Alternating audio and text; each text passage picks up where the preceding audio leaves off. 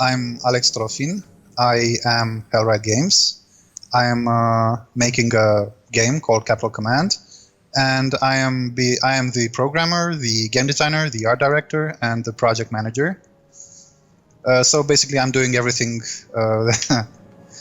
And I'm from Bucharest, Romania, in Eastern Europe.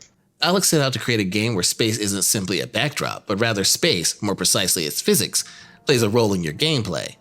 But despite being a skilled programmer and a space lover, Alex doesn't know how to 3D model.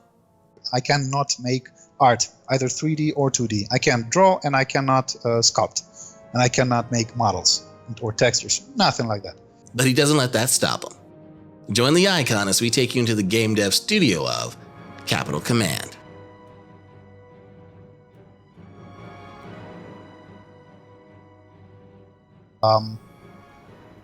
Well, it's a passion project, right?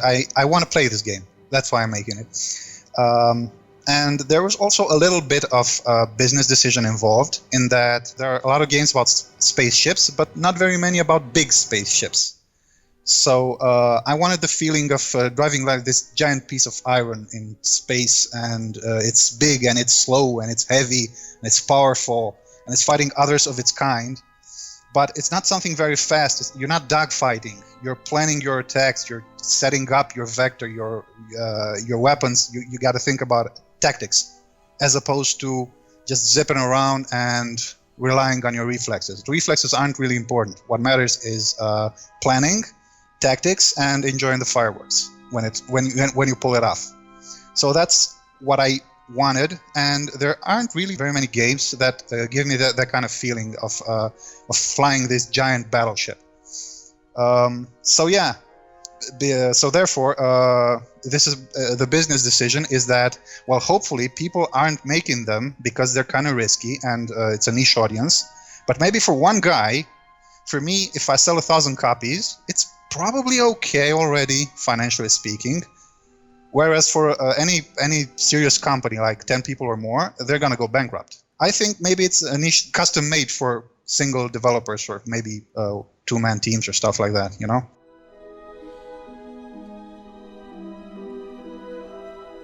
Space Navy that had the bright idea to put all its ships under the control of an AI, of an artificial intelligence. And suddenly, that artificial intelligence stops answering commands, and people start assuming that it's gone rogue, and nobody knows what it's gonna do. So they sent you to fix the problem, i.e. to go and actually shut down the AI so people can board the ships and resume control.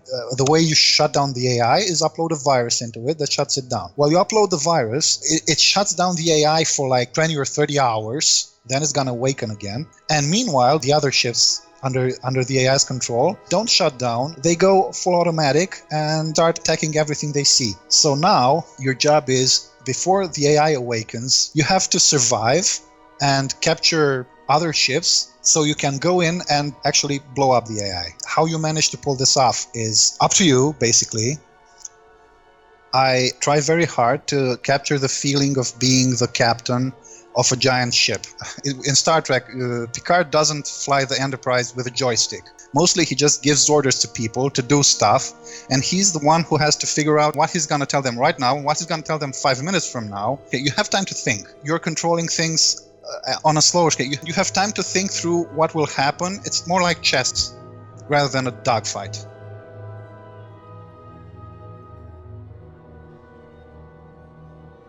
I'm kind of proud of the physics system that I've put into the game, where it's actually space physics in that there's no speed limit.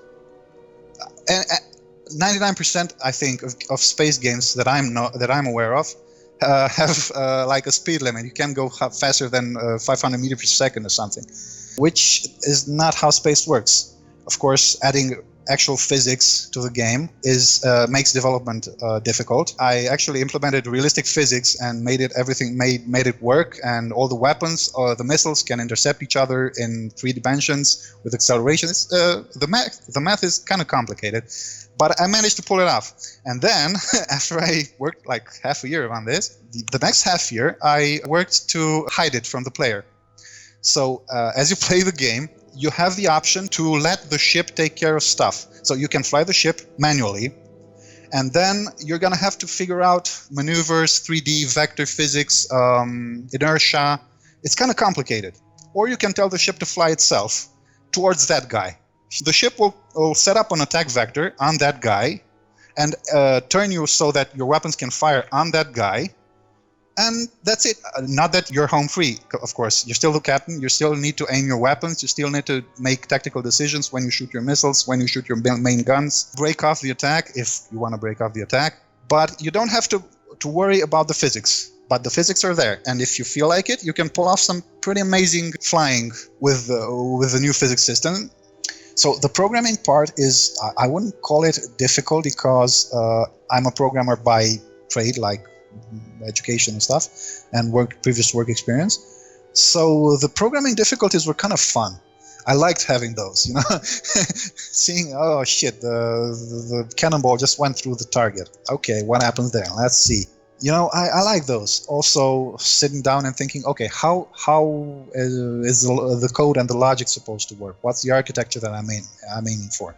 This is fun for me, kind of. I mean, it's hard and it's definitely work, but it's a good kind of work. So, you know, keep it coming.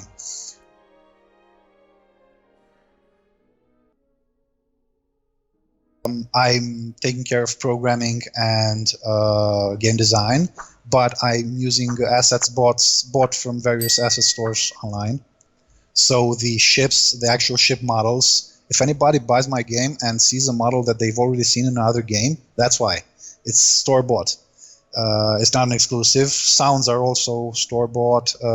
Major thing was finding art assets. So actually, whenever somebody asks me what I do about the game, the first thing I say is programmer, the second is game designer, and the third is art director.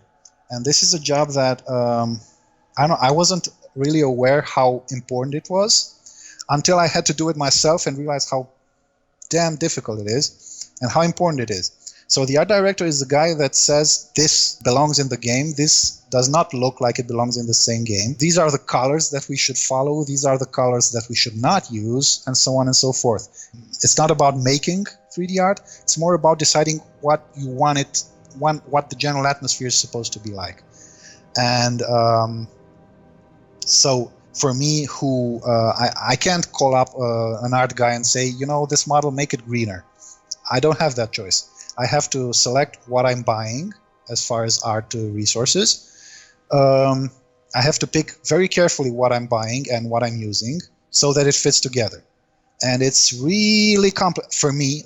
I think there are people who got this, like, for whom this is naturally. This comes naturally, you know. They look at a picture and they say, yeah, that bit over there doesn't look really good. I can't do that. I have to take the various, I mean, I can tell something is off here, but I pretty much have to, okay, remove that. Still looks off? Yeah, okay. Leave that, remove this other thing. Still looks off? Yeah, okay. You know, it's a different skill set, and it's a different part of the brain that I don't think I have. Despite not being able to 3D model, Alex is creating the game he wants to play. Often, we don't start projects because we so strongly focus on the reasons to why we can't do them, but we forget the biggest reason to why we should do them. Because we want to. It won't always be easy, but if you want something, I hope this story inspires you to get it. And if there's obstacles in your path, I hope you continue to try to find new ways to get around them.